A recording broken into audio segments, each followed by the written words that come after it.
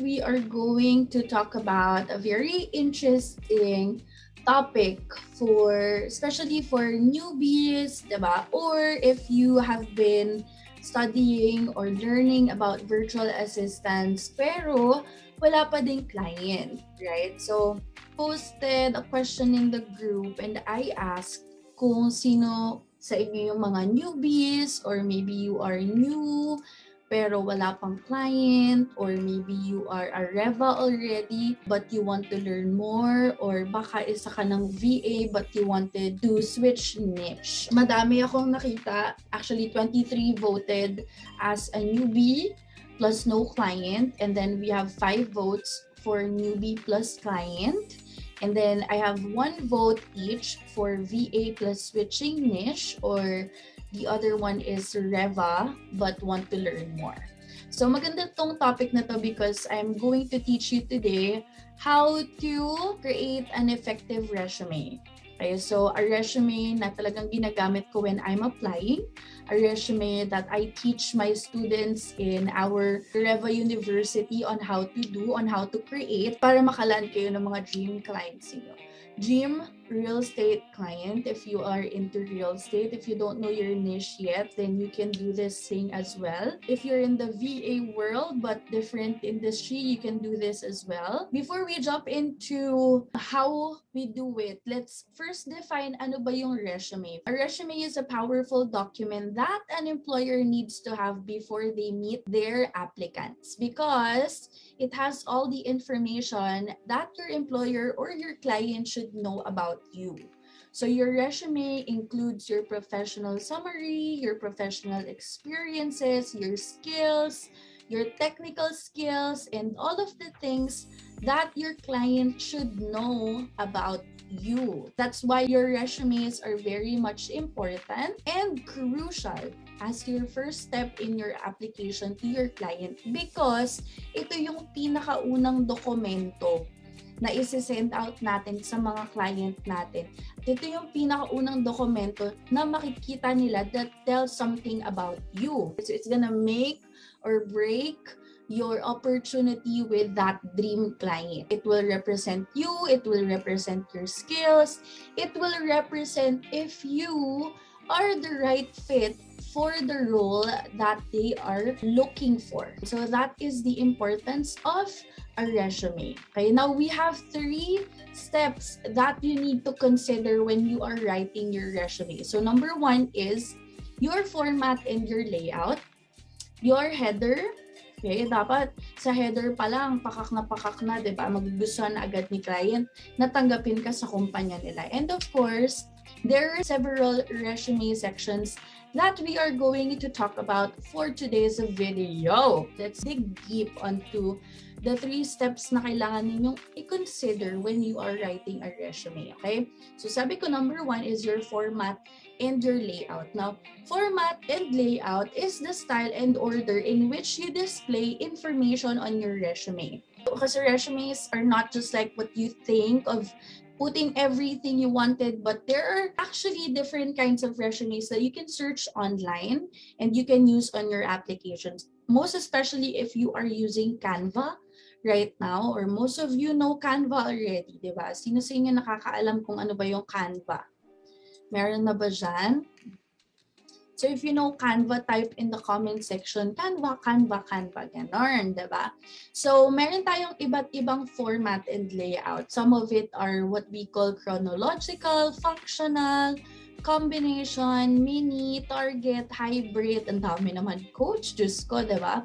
But this time, today, I'm just going to suggest 2 different kinds of resumes, and yun yung i-share natin sa inyo today. How are you going to do it, and how it is beneficial and effective for your application as a virtual assistant. So the first type of resume that I'm going to be showing you is what we call skilled focus. So let me just share my screen real quick. So this is my actual resume. At hindi ko pa talaga siya binabago for today's video. Very luma. Nakita nyo naman yung picture ko. Very luma pa dyan. So this type of resume is the one that I'm actually using right now is a skill-focused resume. So as you can see, the normal resume that we know is more experience-based. Parang, kumbaga, ang showcase ninyo doon is kung ano yung mga experiences ninyo. So, for 2002 to 2006, I'm an ESL teacher, so ganun siya. That's what we call experience-based. But this one, it's called skill-focused. So as you can see on my resume, pinapakita ko dito kung ano yung mga skills that I have. So just for my example, I have real estate administration, I can do social media marketing and management, I can do lead generation, I can do cold calling and appointment setting, operations management. And before I input here the real estate related employment that I had and the other employment history that I had, which is not related to real estate virtual assistant or as a virtual assistant. So ganyan. Ganyan yung itsura niya. Now, the other thing or the second type is the experience focused. So let me just give you one of my VAs right now, yung resume ni Sherry. Teka lang ha. Just pull it up real quick.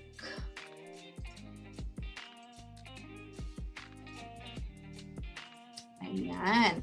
So this is one of my students right now, which is Sherry. Ito yung kanyang resume naman.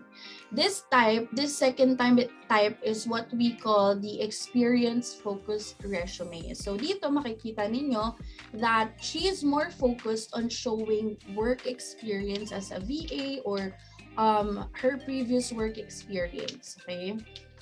Ay, wait lang. This is ano din pala. This is experience. Ayan.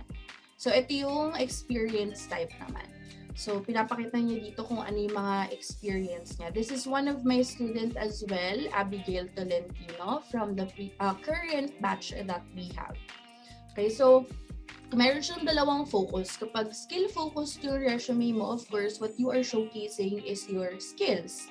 Kung ano yung mga skills na po pwede mong i-offer as a service to your client.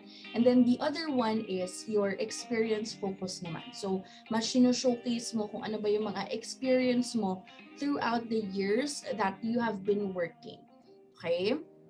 Now, the layout naman. The first thing that a job recruiter notices about any resume is the layout. Does it look organized? Does it look cluttered? Is it too short? Is it too long? Is it boring? Is it easy to ignore? Or does it scream out, read me? Diba? So, kung papipiliin kayo or pag tinignan nyo tong, itong resume ni Abigail, does this scream out, read me, basahin mo ko? Diba?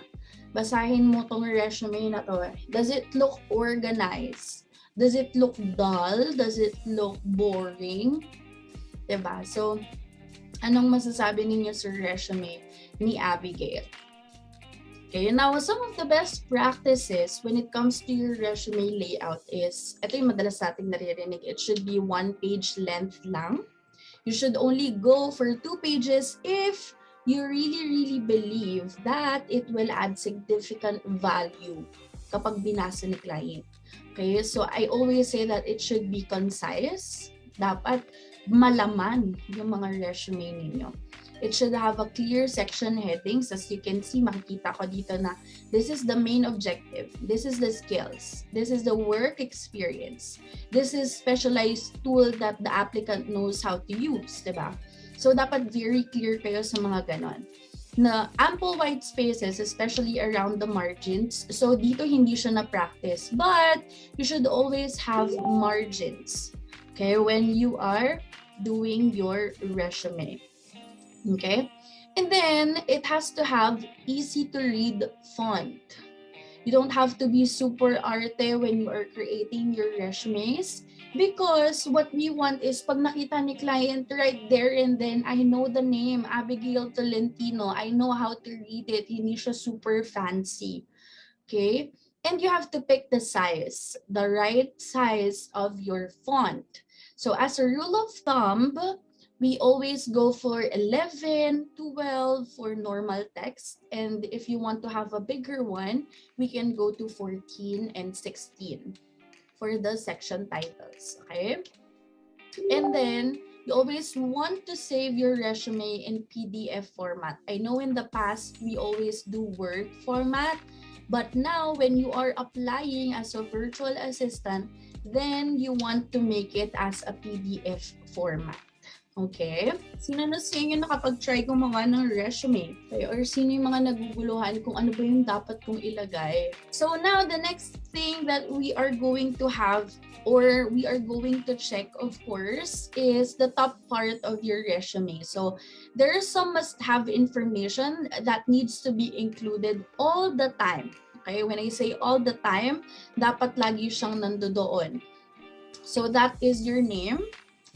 Has to be very big, your profile picture, okay, and your job title. Again, it has to be always there. Your name, your picture, and your job title or the position that you are applying for. Okay, of course, when doing a resume, there are things that you need to remember in creating. And contrary to the public demand, I always tell my students that you have to put your picture. It doesn't have to be big, but you have to look professional when you are creating a resume. You have to look very pleasant in the eyes of your clients, okay? So you have to have a high definition or HD photo, professional photo in your resume.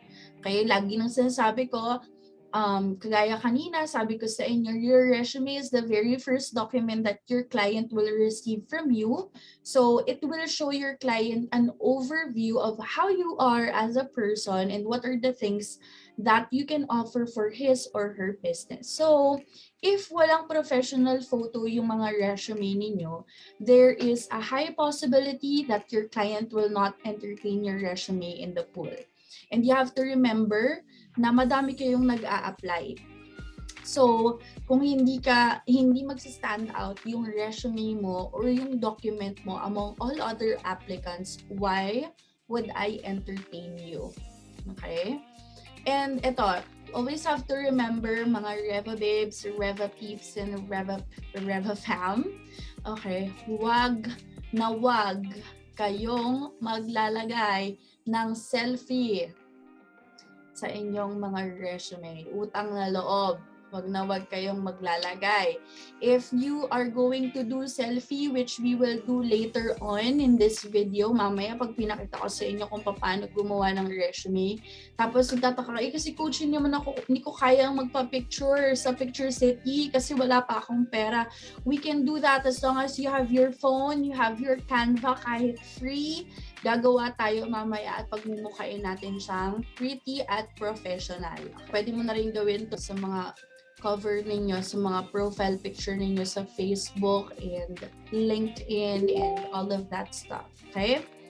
Now, the most important thing na isa pa na hindi ko nakikita most of the time sa resume ng mga applicants is the job title. Okay? Sadly, it's one of the most important thing, pero hindi ko siya nakikita sa resume ng mga students, sa resume ng mga applicants. So, laging nakakalimutan. They just put the name and then they will go straight to the contact information. But it's not really clear as to why or what position are you applying for. Okay, so it has to be on your full name, and your full name should be one-liner only. Okay, and then after that, it has to be specific. Okay, when I say specific, like very, very specific. Okay, the reason why we need to have a specific job position that you are applying for is because we don't want to create a resume for every single position that we want. Okay? Also, it will give us an advantage of getting the weak points of our clients. So we know how we can best help their business thrive. Okay? So Hindi pwedeng ilalagay lang doon na virtual assistant. Virtual assistant ka ng ano? What specific industry? Okay? You can even put here real estate code caller, real estate social media manager, real estate branding strategies. Diba? So very specific. Pag sinabi mo kasing virtual assistant ka ng ano, right? So you don't know. And your clients don't even know. Diba? Does that make sense? And your header. Okay, so the header, this part is the header. Itong part na to, hindi ko alam kung nakikita nyo ba. But this is your header. Okay. So that part it has the first structure on the professional experience. So your professional experience will give your clients an assurance that you are a well-skilled professional in that industry, okay, or in that position that you are applying for at that time.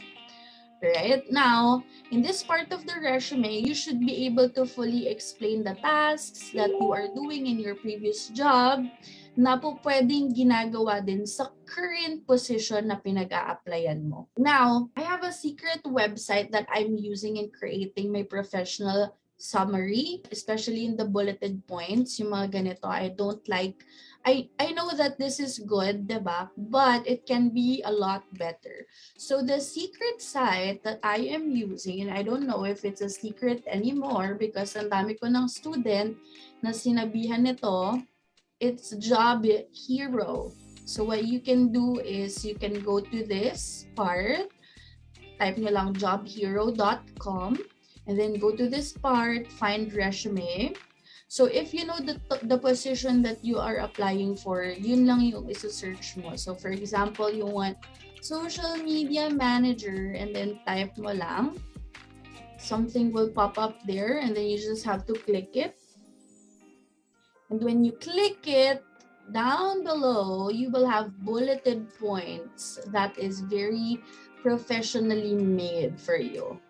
Okay, now, kailangan ba lahat yan ilalagay mo? Of course not. So you have to read it and you have to check kung alin doon yung mga nag-a-apply lang sa'yo. Sino na dito mga nakatry na mag-jobhero.com? Okay, so yan yung very much secret ko in creating my resume. That's why it looks super professional, diba? Kala nyo ako nagsulat niyan? Of course not. So, yan ay kinuha ko sa Job Hero. But of course, I'm not putting anything that I cannot do. Okay, I make sure that everything that I share in my resume or in my document is something that I can do, something that I really can offer to my clients. Okay? So sa mga previous student ko, nakagamit na ba ng jobhero.com ang lahat? So, that is Job Hero. Now, another thing that you have to put on your resume are two type of skills. Okay, most of the time, pinagsasama to. Diba? We are always putting it together. But your skills should have two types. So the first one is the soft skills, and then the second one is your technical skills. So the soft skills or the competitive advantage, okay? Or in my case, I called it core competencies. Okay, these are the ability to stay ahead of your present and potential competitors. Okay, what makes you stand out among all other applicants in the pool. So these are your skills, the skills that you can offer to your clients. So I put here, I can do transaction coordination, I can coordinate in listing, I can do data and research analysis, I can do database and calendar management. Paulit-ulit, at may paulit-ulit dyan. So ayusin natin to mamaya. I can do social media management, I can do email management, all of the things or the skills that I can offer to my clients, nilalagay ko dito. Okay, and the same thing with you. Well, the second skill that you have to put on your resume is what we call the technical skills. Most of the time, ito pa yung nakakalimutan. Okay, but if you know a lot of CRMs or secret websites that your clients don't know, then you have to put it on your resume as well. So I have here several CRMs and softwares or portals that I know how to use. So makikita niyo yan dyan. So we have here Zen Call, or now it's called Ready Mode, Mojo Dialer, Call Tools, Smarter Contact, Redex, ayan. So yung different websites that I know how to use, lalo na kayo guys. So especially if you're my student, you know how to use Zillow, diba? So lagay nyo dyan. Lagay nyo sa resume, huwag mahihiya na ilagay yan dyan because those are the websites that your clients are gonna ask you to use, okay?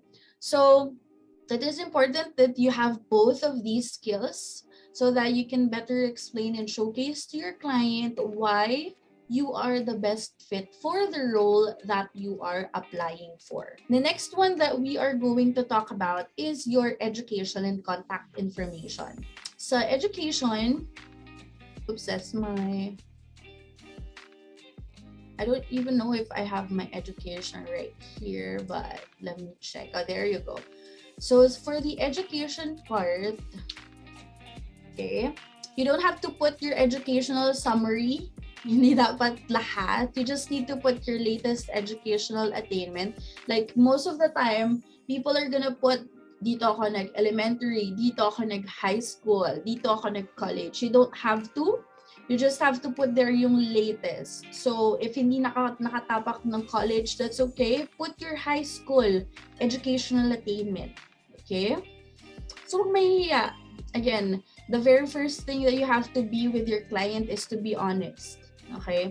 Ano namang gagawin ko kung nakagraduate ka ng Harvard kung hindi mo naman alam kung ano yung mga kailangan ko for my business?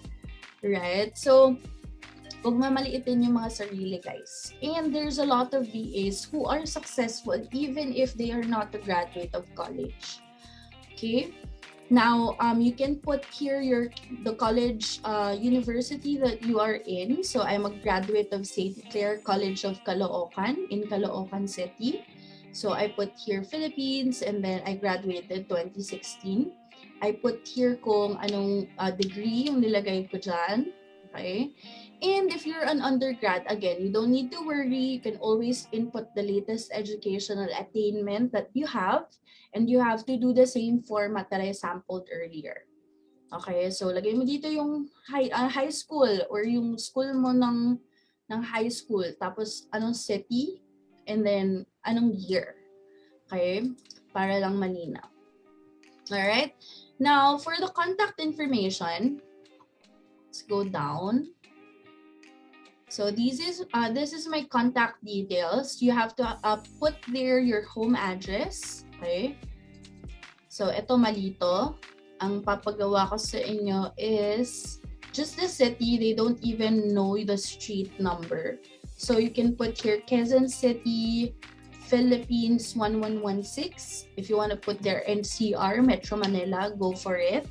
But you don't have to put like the whole Barangay Kimberloo, Block Kimberloo, Lot Kimberloo. Diba? So you don't have to put it right there.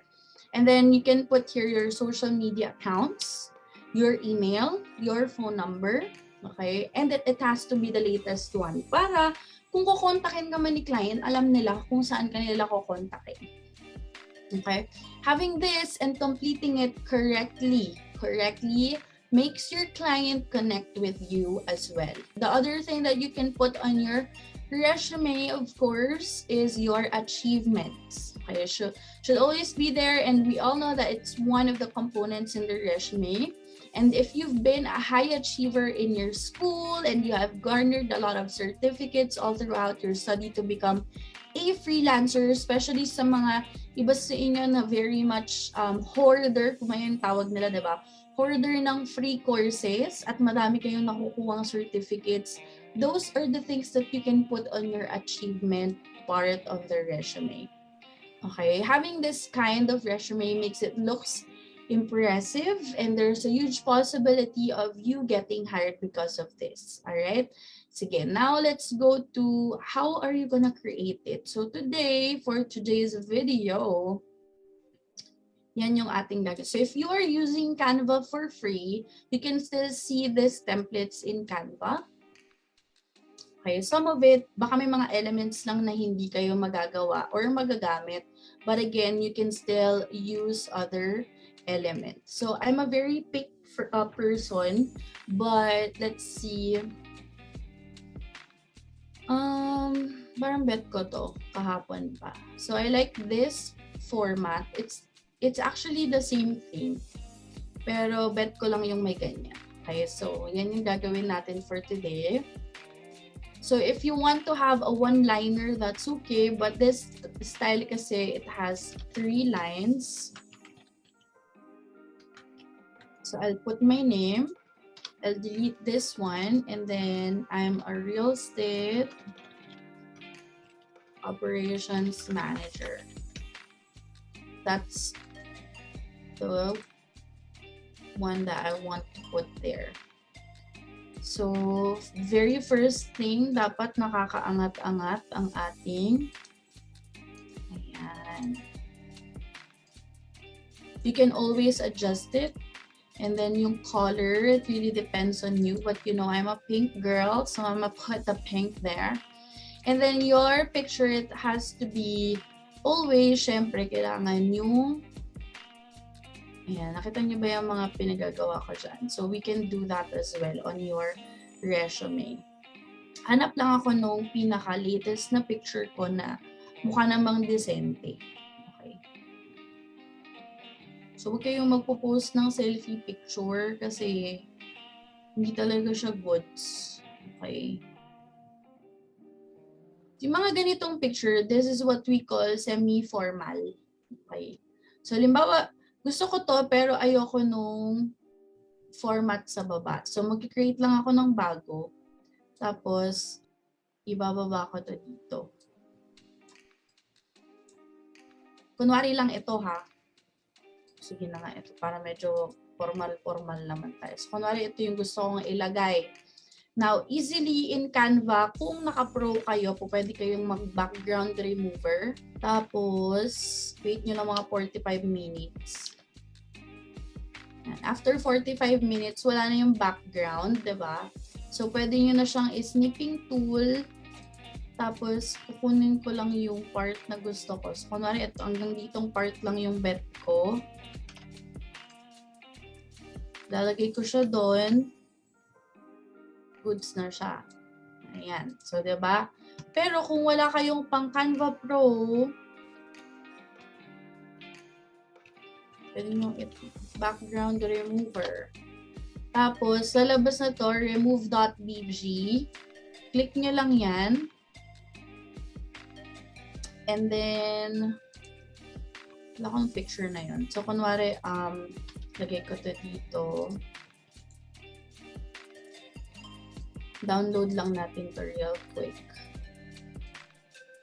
Number 2, page 2. Para lang may idea kayo.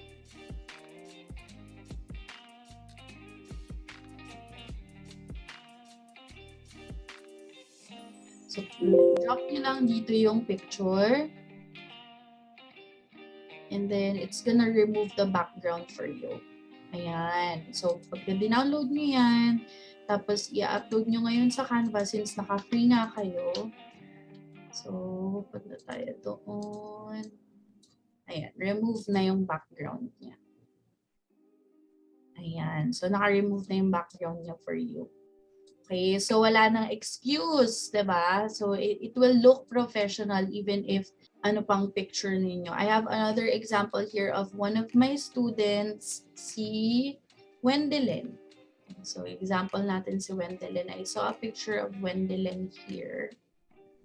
Ayan. So, si Wendelin, meron pa siyang pakumot doon sa likod, diba? So, very, basta pwesto kayo ng ganito, and then, i-remove nyo lang yung background. You will look professional here. Wendelin, I hope you're watching. An example kita. Kinuha ko to sa profile picture mo. Or if you want to do it on your profile picture as well. O yan. So, mas mukha na siyang professional. Mas kaaya-aya na siyang ilagay sa inyong mga resume. Alright? So, now once that's done, we have my name, we have my job title or the position that I'm applying for. The next thing that I will do is a short introduction lang. Meet Alisa. Kaya, ang ilalagay ko dito is your objective. Okay, so, main objective.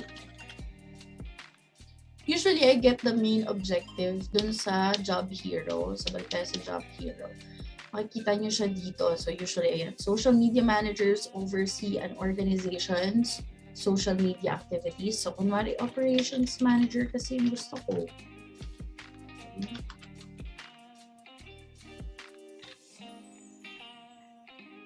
So, pwede kayong magganyan, pwede kayong manap. Pero sige, for today's video, try lang natin na kunwari, you're applying as a social media manager.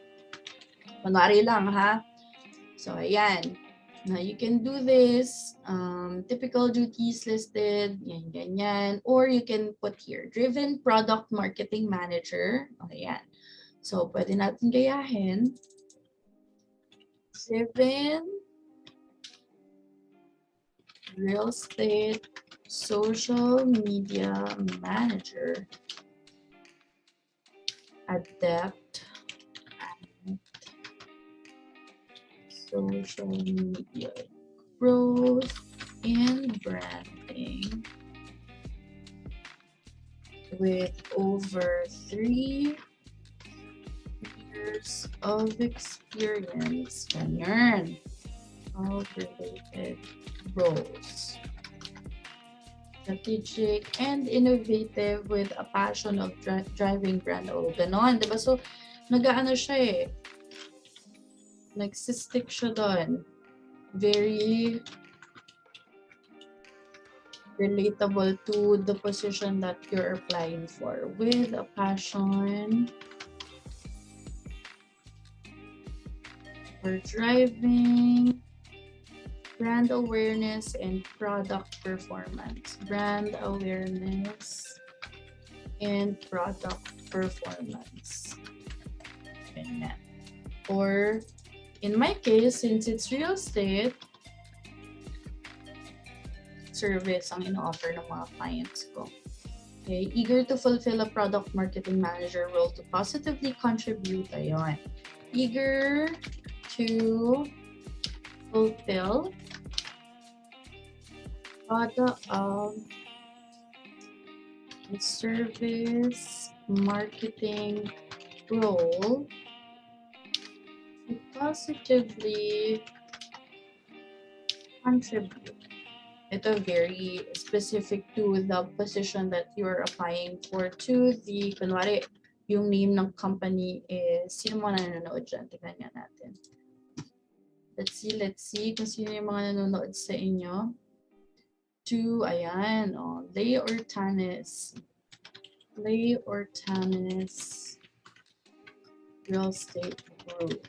Ayan, very. So usually, ang alignment nito is left, pero ako, very specific ako lagi, yung alignment niya laging ganyan. Para lang, it looks clean, diba? So, ayan, meron na tayong main objective. Now, I have 2 skills that I want to put here. So, technical skills muna. Ano ba yung mga technical skills that I can offer to my client, diba? So, of course, social media insights. Dapat alam niyo kung ano yung mga ino-offer na services dun sa position na ina-applyan ninyo, diba? So, if you don't know, you can always go to, kunwari, mga onlinejobs.ph site, Upwork site, diba? And then, you can log in there. Tapos, check nyo lang yung mga hinahanap nila, mga skills na gusto nila. So, for example, social media real estate. Ayan. And then, check nyo lang sa mga job posting doon. Ayan. Social media. Ayan. So, pwedeng ganyan. Influencer outreach. Ayan, influencer outreach specialist. So, ibig sabihin, it's something that they want to have. Pero hindi to kasi applicable for real estate. So, dapat, ano ka, alam mo yung iba. Okay. Marketing my landing page and website, diba? So, landing page and website creation. Diba? Ano pa ba? Flyer,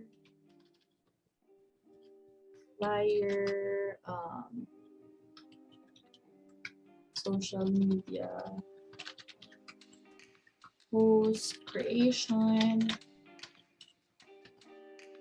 engagement, or what we call community management,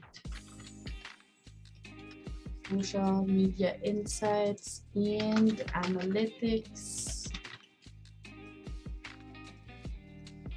Ano pa? Community management, that's, you know, liking, sharing posts, commenting to the people of your following. Customer service, of course, lagi nandiyan dyan. This is you answering mga questions na mga private messages, ganyan. Okay? So that's what you can put. Again, you have to do your research kung ano ba yung mga hinahanap ng clients ninyo for that specific industry. Okay? So you can put your technical, this is not your technical skills. This is your soft skills or your competitive advantage. Yan. So kung walang tutuldok dito, dapat wala din tutuldok dito.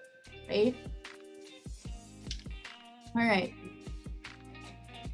So next is your contact. So contact Alyssa.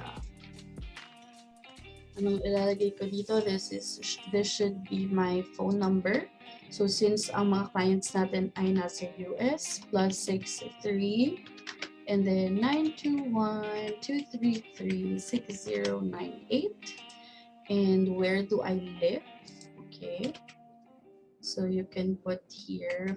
Same format lang yung gagayahin natin, but we don't have to put mahabang mahaba. Okay, so okay, ko lang dyan, Quezon City, Philippines, and then 1116. Alright, and then my email is vartealessamarie95@gmail.com. If you have a website, you can put it here. If you don't have, don't worry kasi isa yan sa mga i-discuss natin next time. If you want that, lagay nyo sa comment section how to create a portfolio website. Okay, a portfolio website, lagay niyo sa comments para I know if you want that to be tackled as well. So kung meron kang mga social media accounts that you want to put here,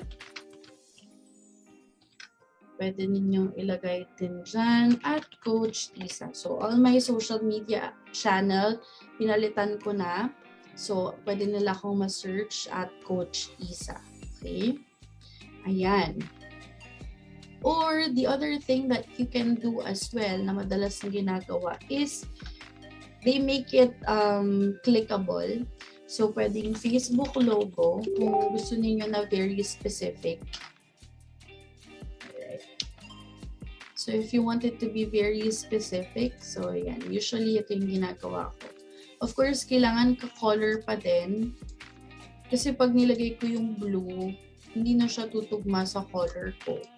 So, if I want it to be like that, tapos kuha lang kayo next. Instagram naman, Instagram, logo, search nyo lang din, and then change the color. And then make it small. 0.6 yung ginawa ko kanina. So, 0.6. Hindi sila magka-color. There. And then, align nyo lang. Or, the last one is Twitter logo. Ayan.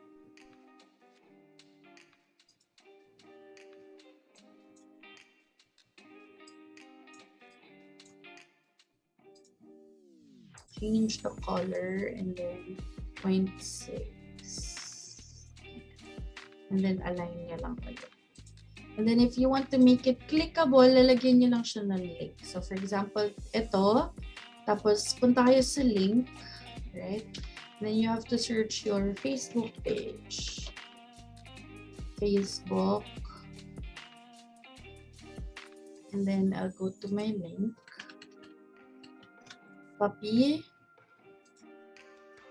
the link and then voila. So when we present this one, clickable na siya. So when you click the Facebook, it will go to my Facebook page. Okay? Okay. So ganun siya, ganon. Pag nakuha mo na yung other links mo, lagay mo dyan. References is a big no-no for me. You don't have to put your references here. Usually, it's gonna be provided with, for example, a Podio link kung saan ka mag-fill out at mag-a-apply.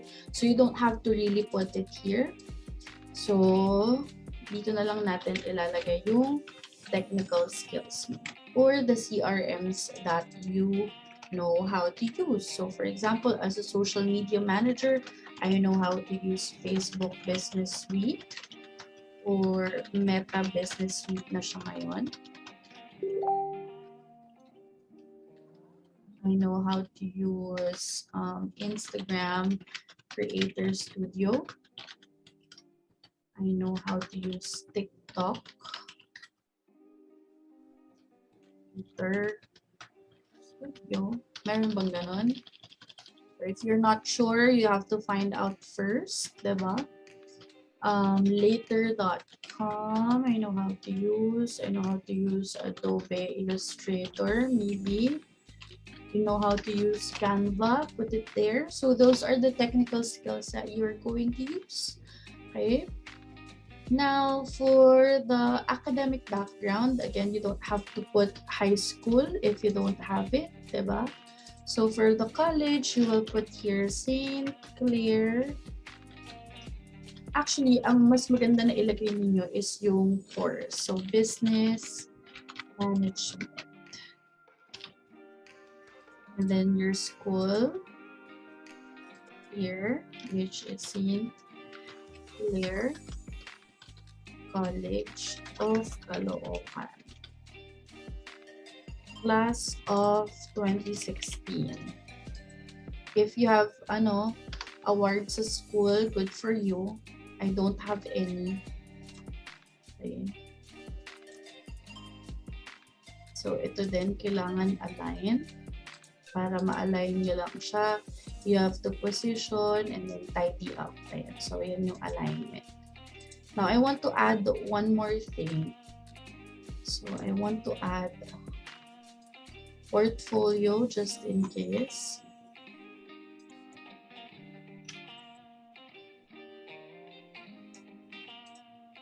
Pwede kang maglagay ng portfolio here after your work history. So, for example, ano ka na?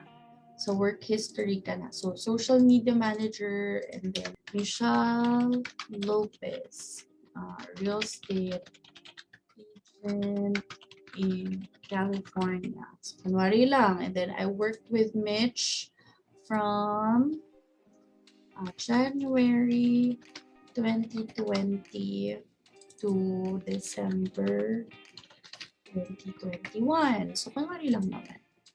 And then again, your one-liner, punta tayo dyan sa jobhero.com. So let's go to Job Hero, and then I will choose monitored conversation with Hootsuite and proactively reach out to key influencers and bloggers with community to build. So kung nga ginagawa ko siya, first I will put it here. There you go. So make sure na naka-on din yung inyong Grammarly. Grammarly that I'm using is also free. Drafted reports and presentations for senior management to track, incoming customer review, social media analytics, and accomplishments that could be easily understood from a sales perspective. So, something that you have to do as well. Okay. So, pwede yan. And then, ayan, ito maganda to. If you can put numbers doon, maganda din yan. So, kunwari tatlo lang yung ilalagay ko dyan. Okay. And then, the next one here.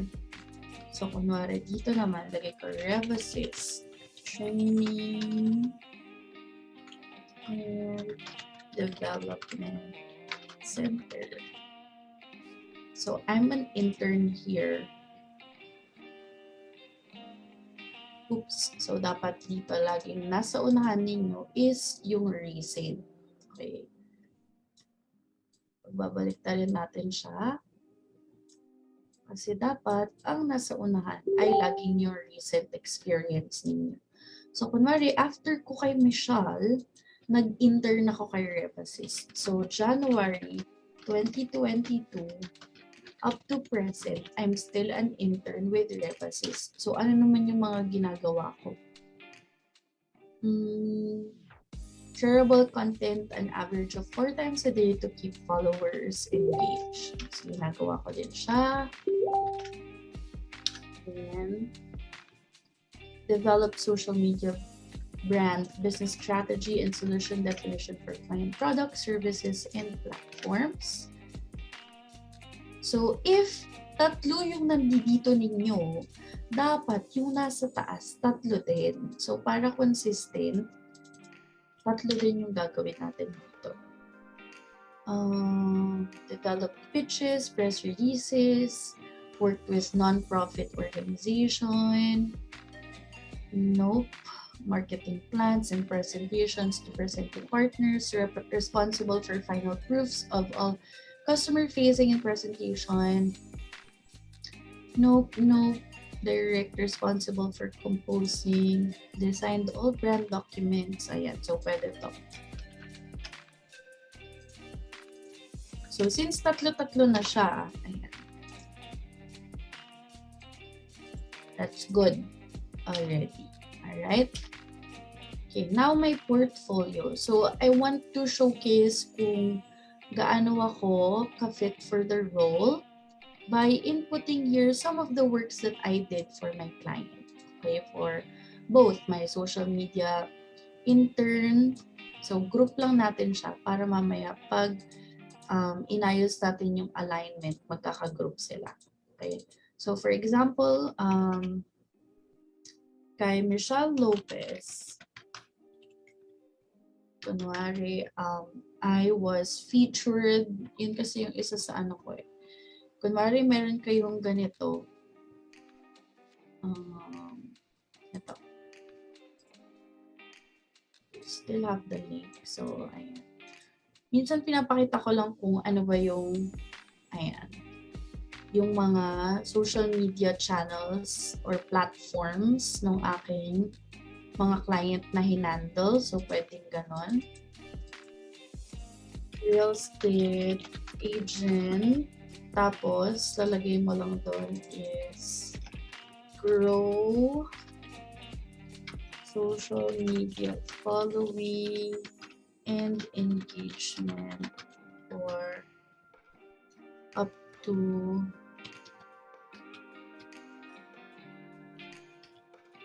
31,000 o ganon. Tapos, lagay mo lang yung link again. Link no channel ni client. Okay, so that's something that I want to showcase. Or if you really have like a document, a profile, or a portfolio that you can show, you can put it here. Okay, so pwede nyo din ilagay yun dito. I know we have provided like a listing template that you can also use for your portfolio. So pwede mo din ilagay yun dito. Okay, what else are we missing? Ano ba tayong nami-miss? Let's see. May mga questions ba kayo?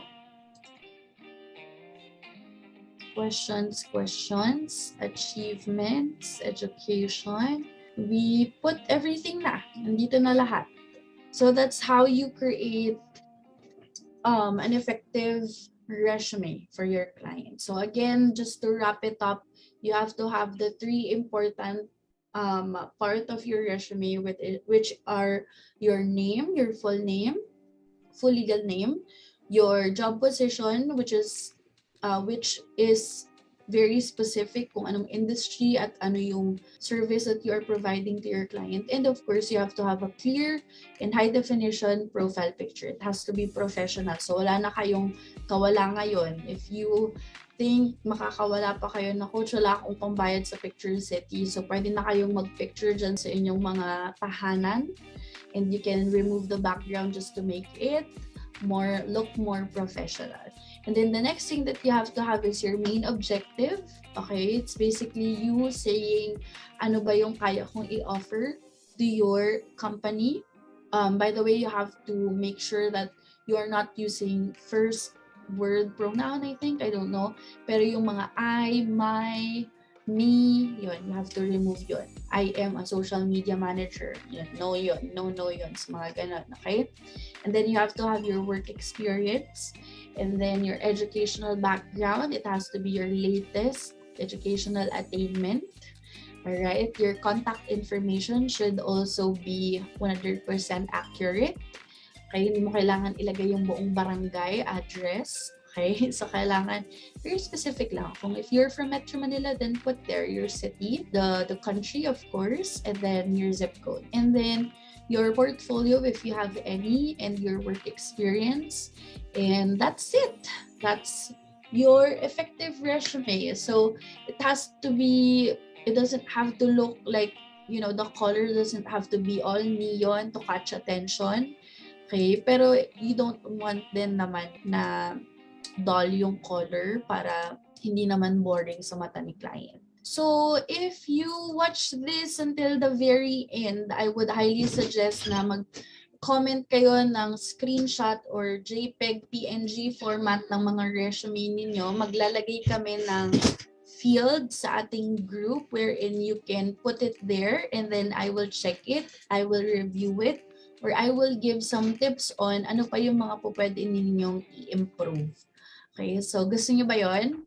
So you can put a screenshot lang of, or kahit ano, download nyo lang as JPEG, tapos lagay nyo lang sa comments para mabigyan ko kayo ng insight kung ano pa yung mga pwede ninyong idagdag, pwedeng ibawas, or pwede pang gawin to improve your resume. Okay, so maglalagay kami ng small section wherein you can put it there. Thank you so much for joining me and my whole crew for this video on how to create a resume. And if you have any questions, suggestions, clarifications, violent reactions, let us know in the comment section, or you can give us a private message to do that.